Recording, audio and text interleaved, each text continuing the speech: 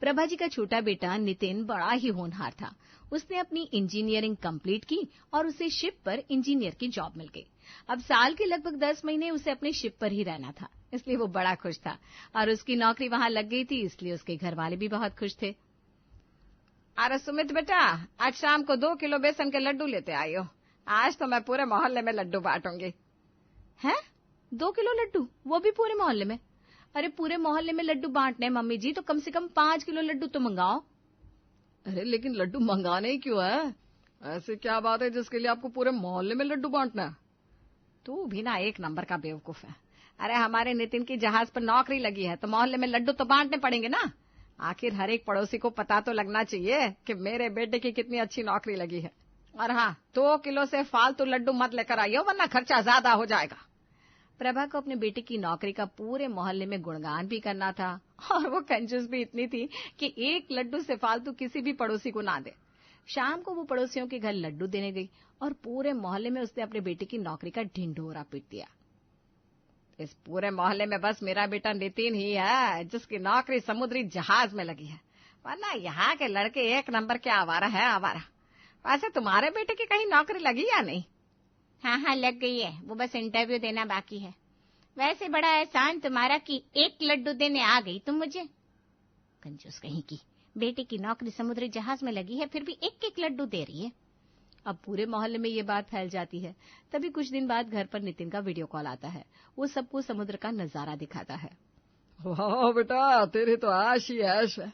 समुद्र के बीच ठंडी ठंडी हवा के मजे ले रहा है तू तो। और एक हम यहाँ गर्मी में सिके हुए पापड़ की तरह हो गए। वो तो है पापा, यहाँ पर तो जिंदगी का सुकून ही अलग है। इतनी मस्त ठंडी ठंडी हवा लग रही है। काश आप सब भी यहाँ होते तो बहुत मजा आता। नितिन सबसे बात कर ही रहा था कि तभी नेटवर्क की वजह से कॉल डिस्कनेक्ट हो जाती है। अगले दिन उनकी पड़ोसन पूनम उनके घर आती है। अरे मानसी बहू, जरा 2 ग्लास ठंडा ठंडा पानी तो लेकर आ, और कूलर में भी देखिए जरा पानी खत्म तो नहीं हो गया। अरे प्रभा, तुम लोग कहाँ इस गर्मी में सड़ रहे हो? तूने तो कहा था तेरी बेटी की समुद्री जहाज पर नौकरी लग गई है, तो तुम लोग थोड़े दिन के लिए वहां पर चले जाओ ना, गर्मी से छुटकारा भी मिल जाएगा। अरे लेकिन हम लोग वहां कैसे जा सकते हैं? अरे क्यों नहीं जा सकते, बिल्कुल जा सकते हो। मेरी ननद की बेटी की भी समुद्री जहाज में नौकरी है और वो भी ना अपने घर वालों को कुछ दिन के लिए जहाज पर लेकर गया था। तो तुम्हारा बेटा भी तुम्हें वहां कुछ दिन के लिए तो लेकर जा ही सकता है। तुम भी मौज करना, पूरे हॉलीडे मनाकर आना वहां, और इस गर्मी से तुम लोगों को राहत भी मिल जाएगी। अब पूनम ने प्रभा के कान में ये बात डाल दी तो प्रभा ने नितिन के सामने ये बात छेड़ दी। अरे हाँ, क्यों नहीं माँ, मैं अपने सीनियर से बात कर लूंगा। आप सब लोग कुछ दिन के लिए यहाँ पर आ जाओ, कोई भी परेशानी नहीं होगी। बेचारे नितिन ने तो सीधे स्वभाव से ये बात बोल दी, लेकिन उसे क्या पता था उसकी इस बात को बोलने का आखिर अंजाम क्या होगा। अरे मानसी बहू, पैकिंग करनी शुरू कर दो, हम सब नितिन के जहाज पर जा रहे हैं। कम से कम 1 महीना तो रुक कर ही आएंगे। 1 महीने का बिजली का बिल भी नहीं भरना पड़ेगा और इस गर्मी से छुटकारा भी मिल जाएगा। हाँ दादू, मेरी भी 1 महीने की गर्मी की छुट्टी हो गई है। मैं भी पूरे महीने चाचू के साथ शिप पर रहूंगा। अगले दिन सब घर वाले वहां के लिए निकल जाते हैं और एक पोर्ट से उन्हें शिप के अंदर बिठा लिया जाता है। लेकिन शिप के अंदर जाती ही, अरे बाप रे बाप, टीवी में देखने में तो बहुत छोटा लगता था, लेकिन असल में तो बहुत बड़ा है। मुझे तो समझ में नहीं आ रहा यहाँ का झाड़ू पोछा कौन करता होगा। बेचारा जो भी करता होगा बहुत थक जाता होगा। अरे मम्मी जी, मुझे तो लगता है यहाँ पर झाड़ू पोछा करने वाले नहीं होते होंगे। यहाँ पर ना बड़ी बड़ी मशीनों से सफाई होती होगी जो अपने आप चलती हैं। अरे आप सब आगे चलिए, मैं आपको शिप के अंदर लेकर चलता हूँ। नितिन सब घर वालों को शिप के अंदर ले जाता है। तभी सामने से उसके सीनियर भी आ रहे थे। वो अपने सीनियर से अपने घर वालों का इंट्रोडक्शन कराने लगता है। आई होप आप सब यहाँ पर बहुत एंजॉय करेंगे। नितिन, तुम सबका ख्याल रखना। मम्मा, पॉटी। क्या? पॉटी आई है, पॉटी। अरे बेटा, थोड़ी देर रोक लेना। नहीं मम्मा, इसमें कोई प्ले पोज का बटन थोड़ी ना है, बहुत जोर से आई है। अगर नहीं की तो पैंट में ही निकल जाएगी। अरे नितिन, प्लीज जल्दी से लेकर जाओ इसे। जी सर। चल बेटा, मेरे साथ चल। नितिन चिंटू को शिप के वॉशरूम में लेकर जाता है। हे भगवान, आखिर मैंने क्यों सर के साथ सबका इंट्रोडक्शन करवाया। पूरी इज्जत का पचका कर दिया इस चिंटू ने। इसे भी सर के सामने ही पट्टी आनी थी। अरे क्या हो गया नितिन, तुम वॉशरूम के बाहर क्यों खड़े हो? और खुद से क्या बातें कर रहे हो? चाचू कर ली। ओह, समझ गया। योगेश हंसता हुआ वहां से दूसरे वॉशरूम में चला जाता है। चाचू कर ली। अरे बेटा कर ली तो मैं अंदर धोने थोड़ी ना आऊंगा। अंदर जेट स्प्रे है बेटा, उससे साफ कर ले। शिप में नितिन की फैमिली के एंट्री के पहले दिन ही उसकी इज्जत का पचका हो ही गया था। तभी अगले दिन सुबह सुबह उसके पापा लुंगी गमछा पहनकर शिप पर दातून करते हुए घूमने लगते हैं। नितिन अपनी यूनिफॉर्म पहनकर तैयार होकर आता है और अपने पापा को इस तरह देखकर उसकी हालत पतली हो जाती है। ये भगवान, अगर किसी ने देख लिया इनको ऐसी हालत में तो जितना कल इज्जत का फालूदा हुआ था आज उससे भी ज्यादा हो जाएगा। रोक नितिन, जल्दी से रोक इन्हें।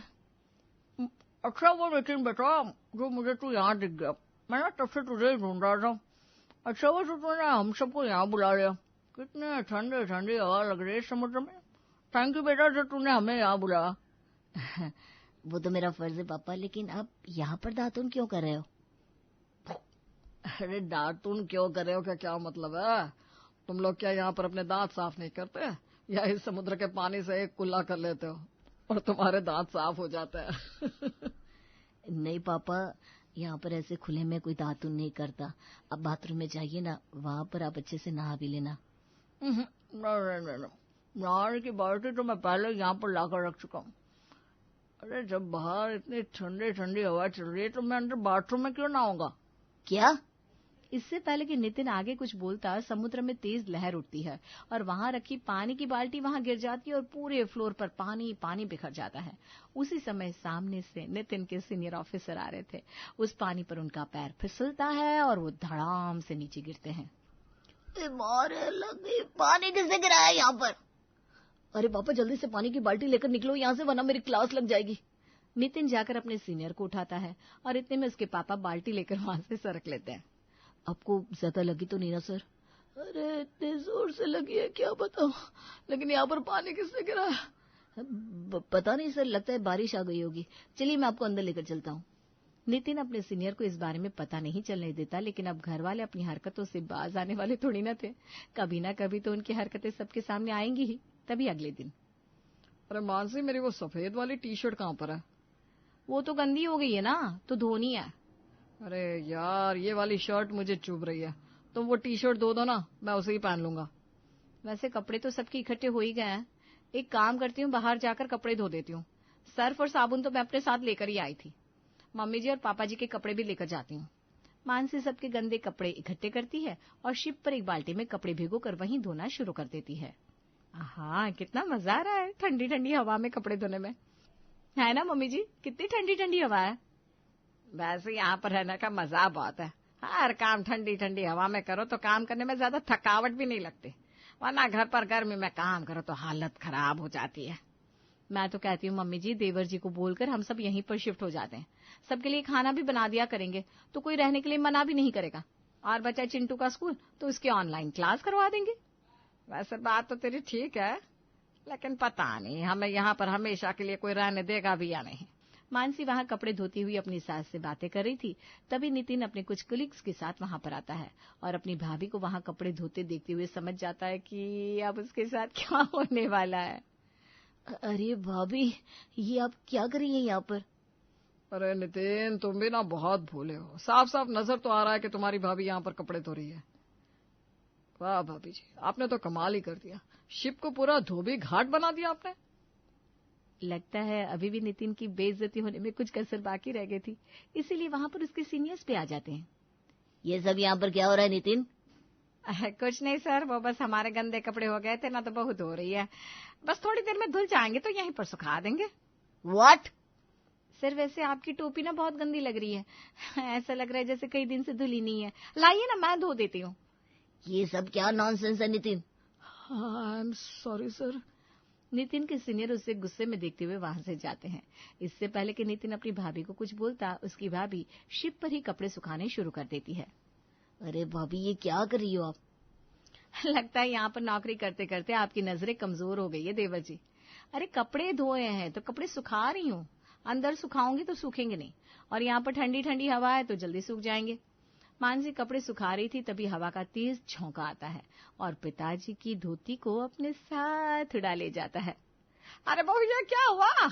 ये तो तेरे पिताजी की इकलौती धोती थी, अंदर तौलिया पहन कर बैठे है वो तो। अगर धोती नहीं मिली तो तौलिए में ही घूमना पड़ेगा इन्हें। अब मैं क्या करूं माँ जी, अब ये टूट गई, समुद्र में उतर कर थोड़ी ना धोती लेकर आऊंगी मैं। उनकी बातें सुनकर नितिन अपना सर पीट लेता है और उसके सारे कलीग्स नितिन को देख देख कर खूब ठहाके लगाकर हंसते हैं। नितिन उन दोनों को अंदर रूम में लेकर जाता है। देखिए, आप लोग अब तभी इस कमरे से बाहर निकलना जब मैं वापस आऊं, वरना फिर से कोई ना कोई हरकत हो जाएगी। हरकत? कौन सी हरकत नितिन? कुछ नहीं भैया, वो सीनियर्स के साथ मीटिंग है तो मैं वहां जा रहा हूं। आप सब आराम से कमरे में बैठिए। हाँ। नितिन मीटिंग रूम में जाकर मीटिंग अटेंड करता है। मीटिंग अटेंड करते हुए अभी थोड़ी देर ही बीती थी कि दरवाजे पर नॉक होती है। सबके सब मेंबर्स तो अंदर मीटिंग में है, तो बाहर से नॉक कौन कर रहा है? सर लगता है धनसुख फाइल लेकर आया, मैंने उसे फाइल लाने के लिए कहा था। योगेश जाकर दरवाजा खोलता है, लेकिन दरवाजे के बाहर धनसुख नहीं नितिन के घर वाले थे। एक तो पहले ही नितिन की हालत पतली हो रखी थी और उन्हें वहां पर देखकर उसकी हालत और खराब हो जाती है। अरे आप लोग यहाँ पर क्या कर रहे हैं? मैंने बताया था ना यहाँ मीटिंग चल रही है। हाँ हाँ, हमें पता है बेटा कि यहाँ मीटिंग चल रही है, लेकिन क्या करें, कमरे में बैठे बैठे बहुत बोर हो रहे थे, तो सोचा आप लोगों के साथ आकर थोड़ी देर बैठ जाते। हाँ, बिल्कुल भी चिंता मत कीजिए, हम आपको बिल्कुल भी डिस्टर्ब नहीं करेंगे। सब लोग वहां जमकर बैठ जाते हैं, लेकिन नितिन के पापा ने तो हद ही कर दी। तौलिया बांध कर वो मीटिंग रूम में आकर बैठ गए। उन्हें देखकर बाकी सबकी तो हंसी निकल गई, लेकिन नितिन के सीनियर ने उसे जो लुक दिया, उससे देखकर नितिन समझ गया कि अब आगे क्या होने वाला है। अरे आप सब प्लीज रूम में जाइए ना, ये मीटिंग बहुत ज्यादा कॉन्फिडेंशियल होती है, इसलिए हम आपके सामने मीटिंग नहीं कर सकते। अच्छा चलो कोई बात नहीं, हम अंदर नहीं बैठ सकते तो बाहर ही चले जाते हैं। वैसे बिना कमरे में बहुत दम घुट रहा था। सब वहां से बाहर आते हैं। नितिन के सीनियर मीटिंग की वजह से चुप रह जाते हैं। नितिन को लगता है कि मामला रफा दफा हो गया, लेकिन उसके घर वाले अभी भी कहां अपनी हरकतों को बंद करने वाले थे। जैसे ही मीटिंग खत्म करके सब बाहर आए तो नितिन की मम्मी यानी कि प्रभा जी ने शिप पर चूल्हा जलाया हुआ था और उस पर तवा चढ़ाकर गर्मा गर्म रोटियां सेक रही थी और उनके चारों तरफ सब बैठकर गर्मा गर्म खाना खा रहे थे। अरे नितिन तू भी आ जा बेटा, गर्मा गर्म रोटियां बन रही है, तू भी अपनी प्लेट लेकर बैठ जा। चल। ये सब क्या हो रहा है नितिन? अगर इस बार सर ने ये सब देख लिया ना तो कहीं तुम्हें भी यहाँ से रफा दफा ना कर दे। ना क्या हो गया नितिन बेटा, आजा। अरे आइए ना देवर जी, मम्मी जी ने बहुत ही मस्त खाना बनाया है, आपको खाकर मजा आ जाएगा। ऊपर से ये ठंडी ठंडी हवा, घर पर तो इतनी गर्मी में खाना खाने का मजा ही नहीं आता। हमने तो सोच लिया है कि अब तो पूरी गर्मी हम यहाँ पर ही रहेंगे। क्या बेटा, अब तो तू गया।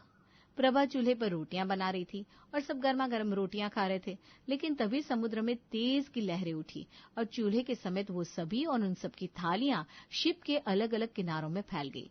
प्रभा देवी तो गोल गोल गोल गोल पूरे शिप में ही घूम गई। अरे कोई पकड़ो रे! नितिन ने जाकर प्रभा जी को पकड़ा और वो चूल्हा घूमते घूमते किसी और के नहीं बल्कि सीधा नितिन के सीनियर के रास्ते में ही आ गया। व्हाट? चूल्हा? हमारे शिप के अंदर ये चूल्हा क्या कर रहा है नितिन? अरे इस पर तो मैं खाना बना रही थी सर, लेकिन एक जोर की लहर आई और सब कुछ गोल गोल घूम गया। इतनी अच्छी सब्जी बनाई थी मैंने, वो भी सारे गिर गए। Oh my God, this is too much. Sorry sir.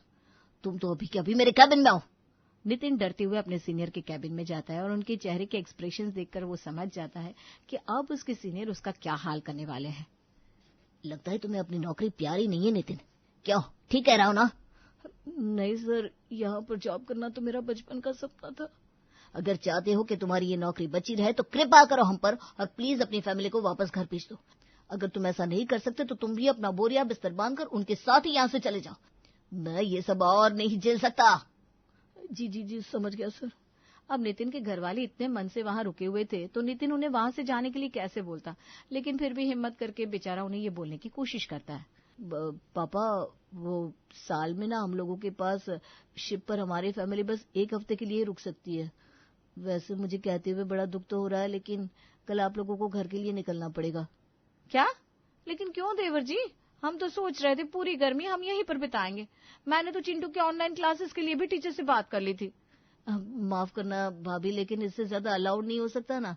मगर आप अगले साल नहीं कुछ नहीं, आप अपना सामान पैक कर लीजिए, हम कल आप लोगों को पोर्ट पर छोड़ देंगे। अरे बेटा, लेकिन घर पर बहुत गर्मी लगती है, यहाँ पर गर्मी से कितना सुकून मिला हुआ था। एकदम ठंडी ठंडी एसी जैसी हवा लगती थी यहाँ पर। मेरा तो यहाँ से जाने का मन नहीं है भाई, 1 हफ्ते के लिए और पूछ लेना, क्या पता मान जाए।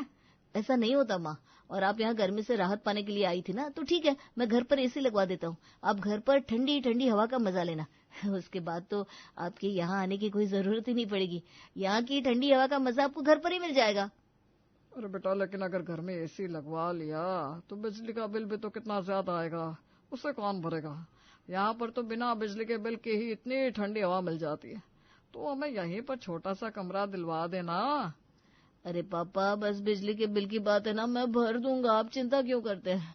आप बस अपना सामान पैक कर लीजिए, और बाकी घर में एसी का बिल सब कुछ मैं संभालूंगा। नितिन जैसे तैसे अपने घर वालों को अपने शिप से वापस घर भेजता है और घर में उनके लिए एसी लगवाता है। हर महीने याद से वो कुछ करे चाहे ना करे, लेकिन इस डर से वो बिजली का बिल जरूर भर देता है कि कहीं गर्मी से छुटकारा पाने के चक्कर में उसके घर वाले फिर से उसके शिप पर ना आ जाए। पिछली बार तो जैसे तैसे उसकी नौकरी जाने से बच गई थी, लेकिन अब की बार ऐसा कुछ हुआ तो अंजाम नितिन जानता था कि क्या हो सकता है।